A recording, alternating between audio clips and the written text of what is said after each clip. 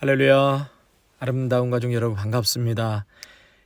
또 변함없이 새벽 기도의 자리에 나오신 우리 성도님들 환영합니다.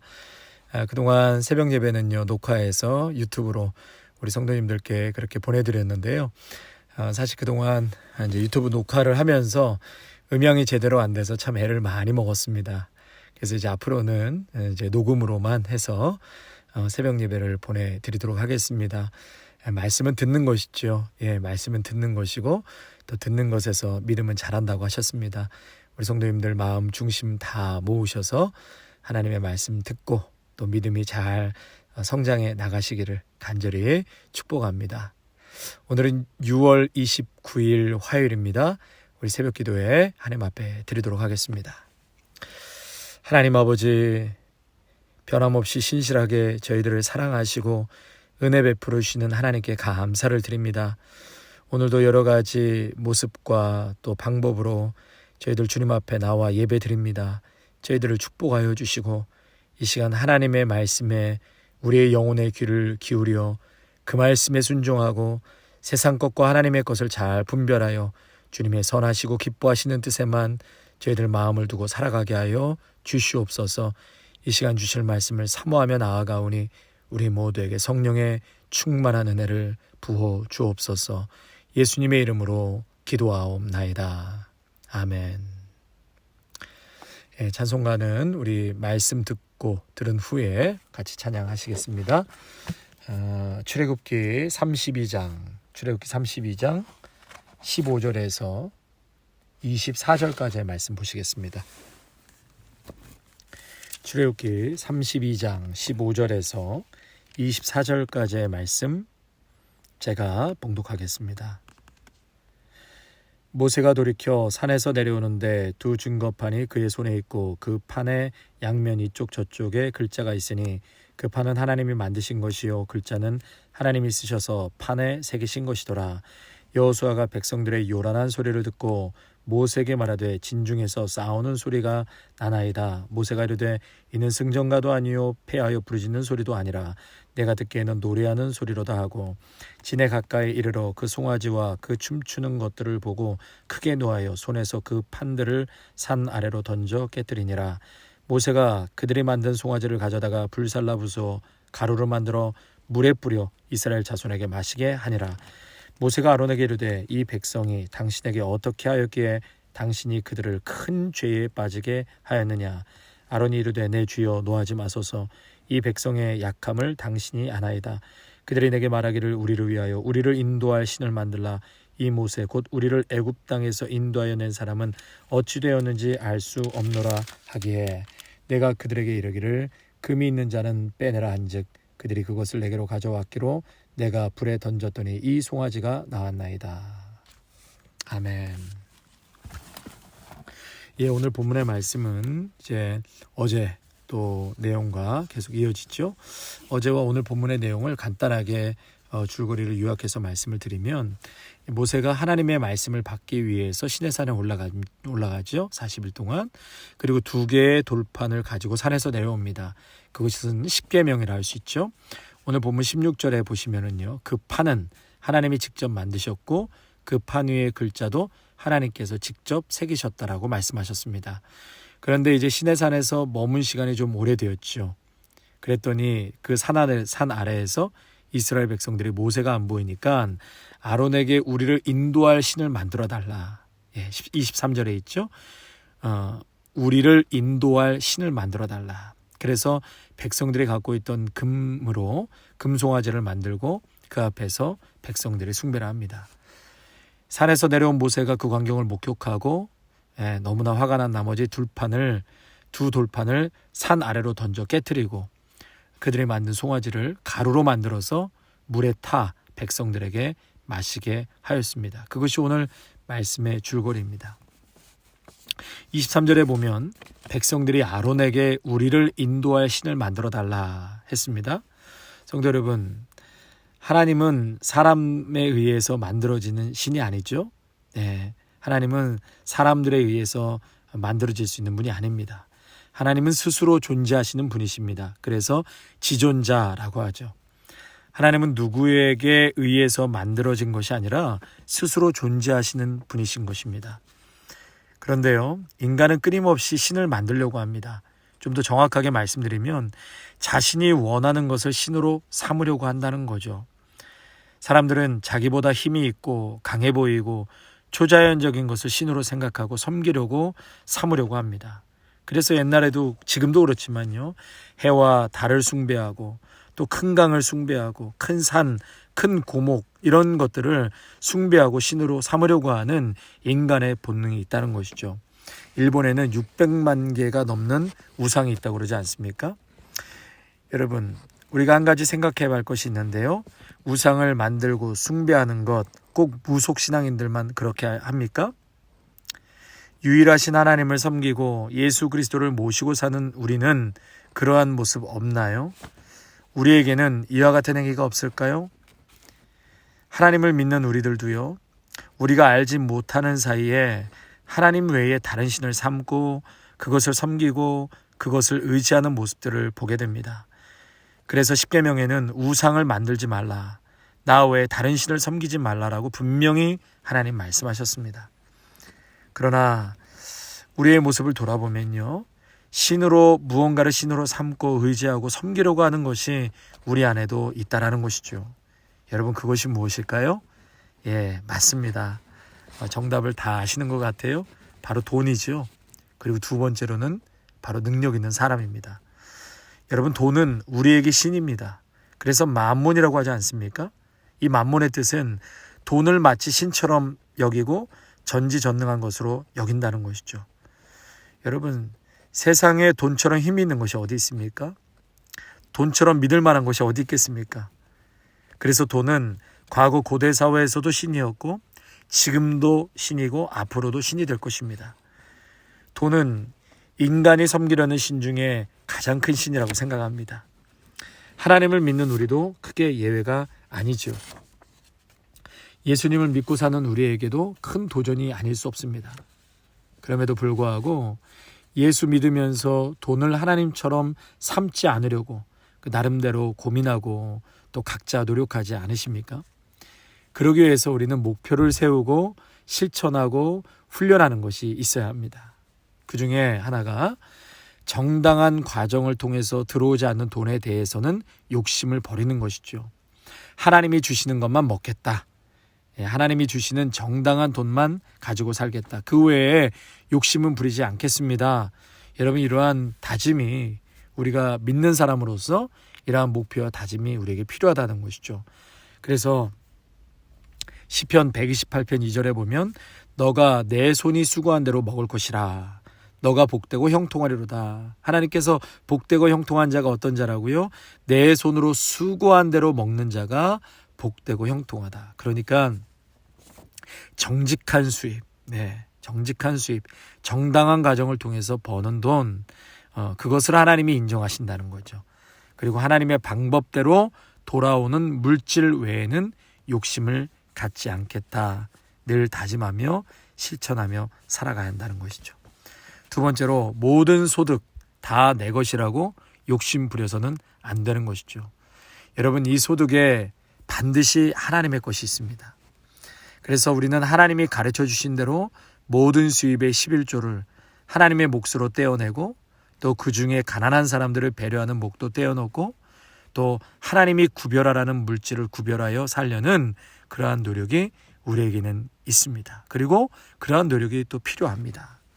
그래야 이 물질에 대한 욕심을 조금이라도 제어할 수 있게 되고 그 욕심을 제어함으로써 돈이 내 삶에 하나님이 되고 신이 되는 일을 막아낼 수가 있는 것입니다. 그래서 우리는 11조도 하고 주님 앞에 봉헌 생활을 하는 그 모든 이유가 바로 돈은 내게 하나님이 될 수 없습니다.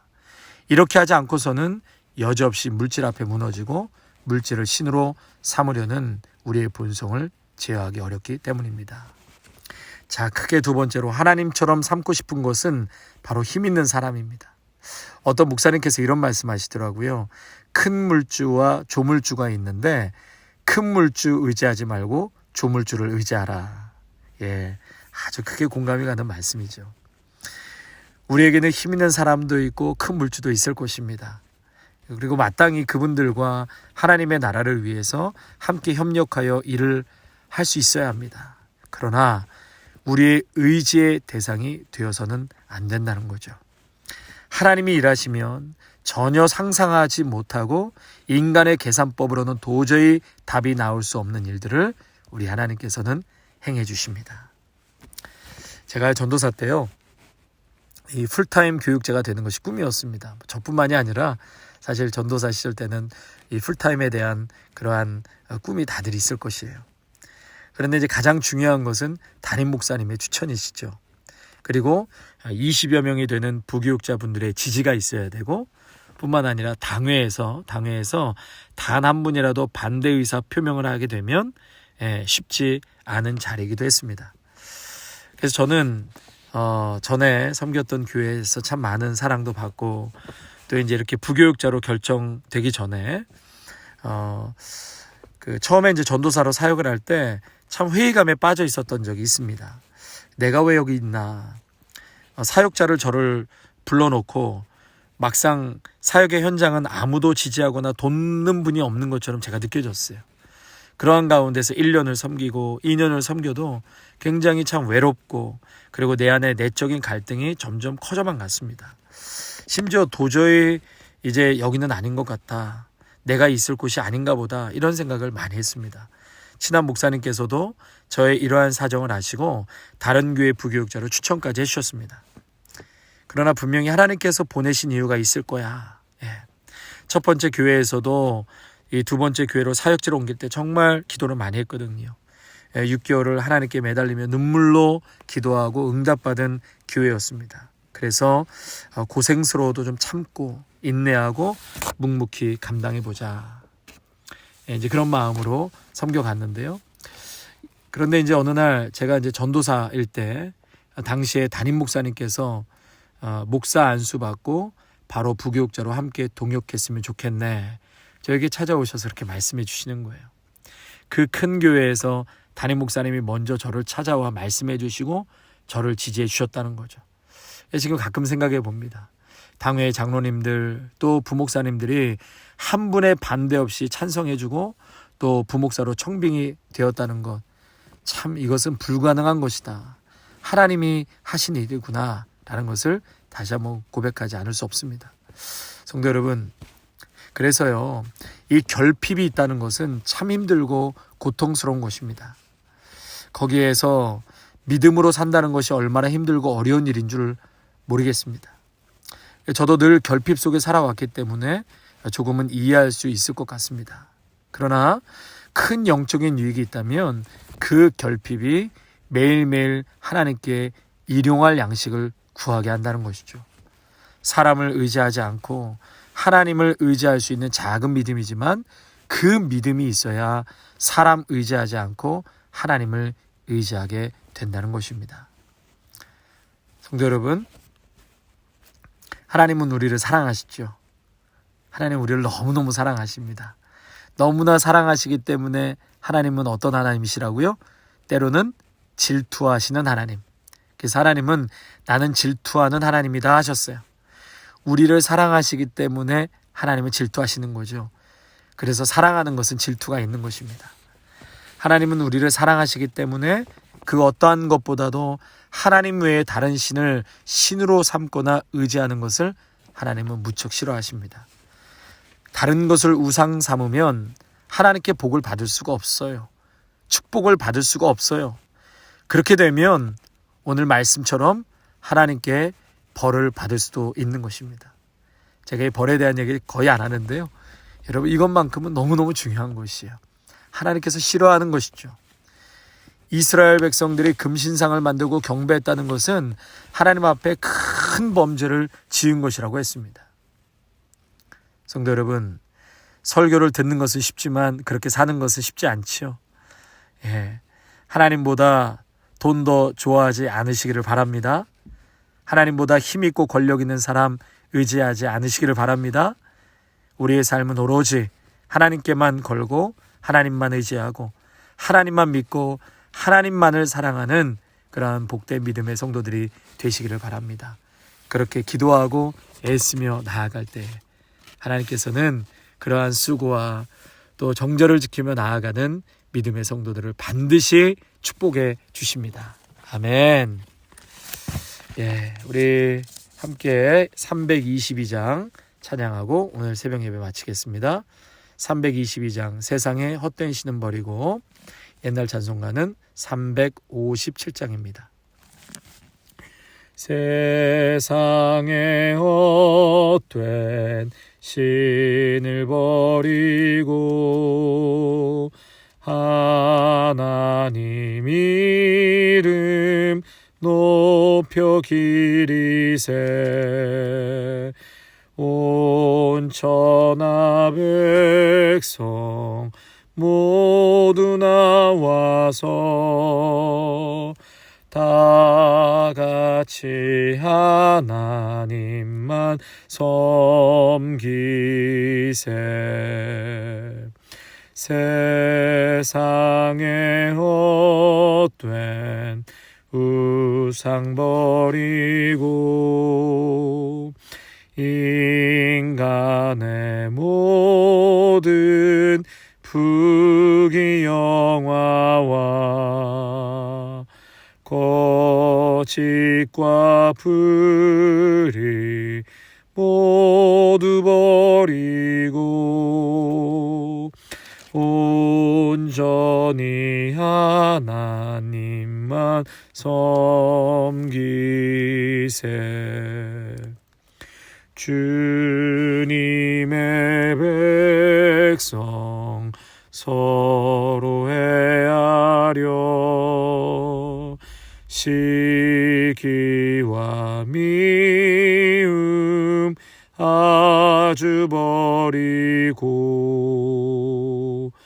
하나님만을 홀로 섬기는